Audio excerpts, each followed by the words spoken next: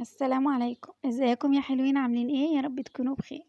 عندنا النهارده فيديو مميز جدا جدا وحلو، واكيد الايام اللي جايه هنحتاجه فيها علشان طبعا كل سنه وانتم طيبين. علشان مناسبه يعني شم النسيم.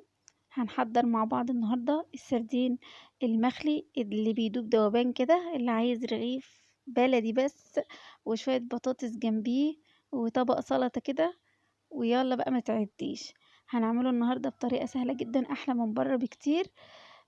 بس اول حاجه، لو اول مره تشوفوني، انا اسمي اميره. لايك وشير للفيديو ونكمل الفيديو للاخر.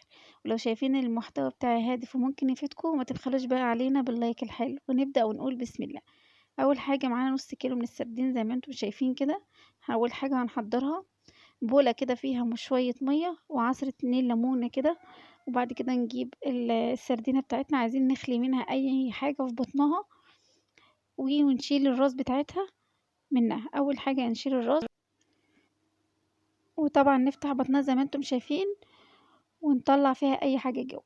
وبعد كده نمسكه نغسله كويس جدا جدا من جوه ومن بره في المية اللي احنا عملناها دي، زي محلول ناقع كده، بس يا دوب بتخلصي الكمية اللي معاكي، بتكوني ايه بدأتي في الغسيل بتاعها. بعد ما خلصنا الكمية اللي معانا وغسلناها، اهم حاجة في الوقت ده التصفية بقى، عشان مش عايزين اي مية في السمكة او في السردينة بتاعتنا. في مصفى كده او في بولة بتنزل يعني المية، ونكفي السمكة على بطنها، نخلي السمكة على بطنها كده علشان تنزل اي مية. معاكي ساعتين 3 كده تنشف فيها لغاية ما تخلصي كل اللي وراكي، وبعد كده ترجعي لها تاني. وبعد كده بقى بعد ما تتصفى شوية، تسيبيها بقى كده على فوطة مطبخ تكون نضيفة، خاصة يعني بالحاجة اللي زي كده. أهم حاجة تكون نضيفة. وبعد كده نسيبوها شوية علشان يجف وينشف، ما يكونش فيه أي نقطة مية، مش عايزين أي سوائل فيه. تمام. معانا بقى مناديل مطبخ كده، ممكن ننشف واحدة بواحدة كده، ننشف بطنها نمسحها جدا كويس. وبعد كده نحضر بقى الخلطة بتاعتنا اللي احنا هنعملها بيها أو هنتبلها فيها إن شاء الله. معانا ملح، يستحسن يعني يكون ملح اللي هو الخشن، انا ما كانش عندي متوفر خشن بس يعني يمشي الحال. وبعد كده معانا معلقتين صغيرين شطة، على حسب الكمية اللي انتوا هتعملوها من السردين. انا كان معايا نص كيلو او اقل من نص كيلو كمان.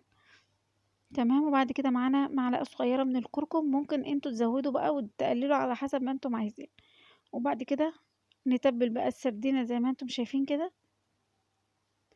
في الخلطة اللي احنا عملناها دي. نخلص الكمية كلها بنفس الطريقة، ويلا بقى نشوفوه.